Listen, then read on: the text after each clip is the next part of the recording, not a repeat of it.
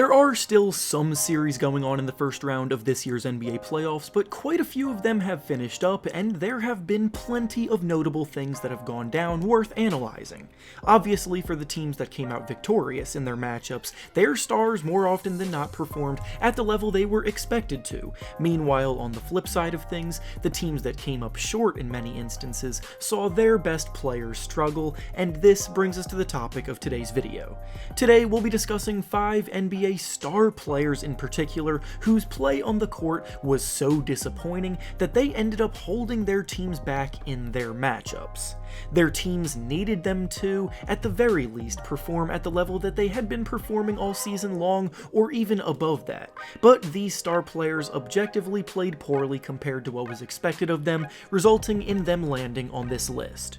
Before we start though, I want to thank PrizePicks for sponsoring this video.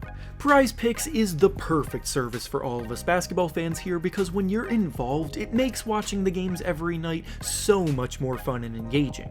Basically, it's an application that provides you with lines on all kinds of individual player props, such as points, rebounds, assists, three-pointers made, amongst others, and you simply have to choose whether you believe they will record over the set amount in the line or under the set amount in the line. Make your selections, wager however much you want to, and if your picks hit, you can win some big money.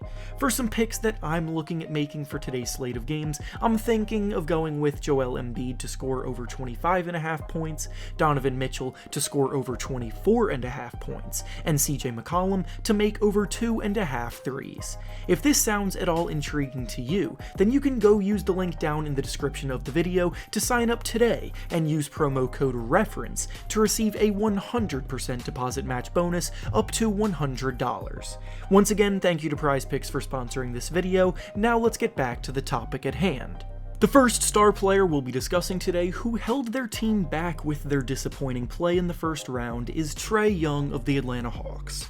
All season long, the Hawks were a relatively disappointing team because they came into the year with pretty lofty expectations. They made it all the way to the conference finals last season, so reasonably most viewed them as a rising contender, yet they barely snuck into the playoffs this year to follow up last year's run, and they did so because Trae Young had an unbelievable season carrying them through the ups and downs. Once the Hawks made it out of the play-in tournament to face the Heat in round 1, they were going to need their leader and point guard Trae to dominate for them to even have a chance, and he did the opposite of that. He only managed to score a mere 15 points per game in the series. He shot the ball abysmally, making just 32% of his shots and 18% of his threes, and he only scored in single digits in 2 of the 5 games, which is just unacceptable for an all-NBA caliber player. The Hawks needed ice Trae again this year, but the Heat melted him away and locked him up the entire series. The next star player whose play held their team back this postseason is Kevin Durant of the Brooklyn Nets. The Nets' season could not have gone more wrong this year after coming into the season as the favorite to win it all in the eyes of many. The belief was that they just had to get to the playoffs, and then their star talent and roster filled with shooters would overwhelm teams offensively, but that was just not the case whatsoever in the first round against the Boston Celtics.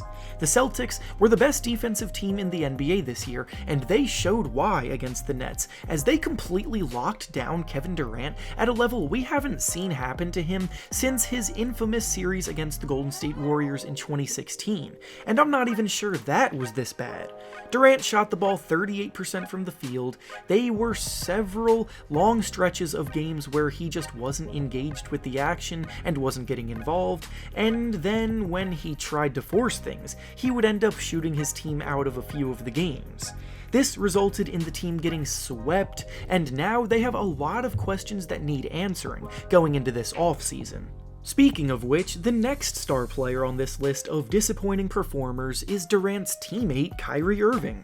Durant's got a lot of the heat for the way that the series for the Nets went on the court, and while Irving's off-court actions have been criticized plenty for the distraction that they posed, his play on the court this series didn't exactly do much to help either.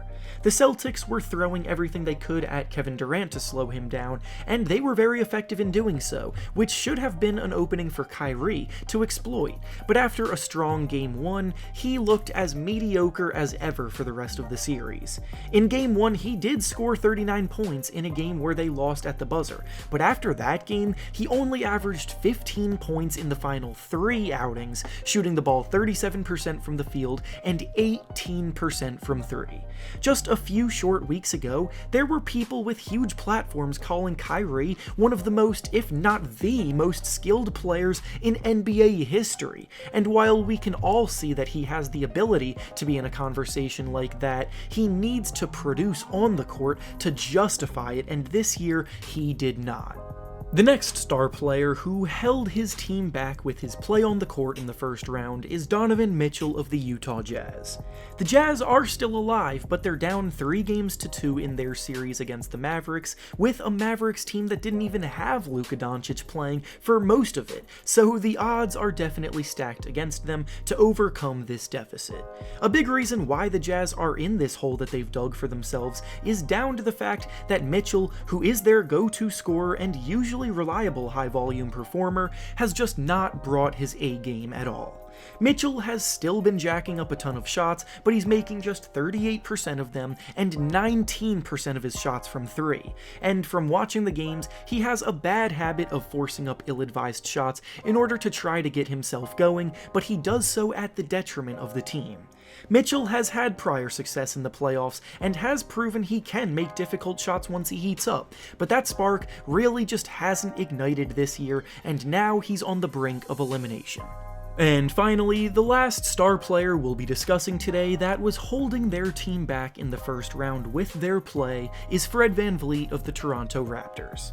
The Raptors series against the 76ers has been a wild one, as the Raptors were getting blown out early on, and then they lost on a buzzer beater in Game 3 to go down 3-0. In Game 4, VanVleet got injured early on in the game, and since then, the Raptors have won 2 straight without him, which could be argued as coincidental, but when you actually go take a look at how VanVleet was playing in the team's 3 losses, you start to understand a bit more.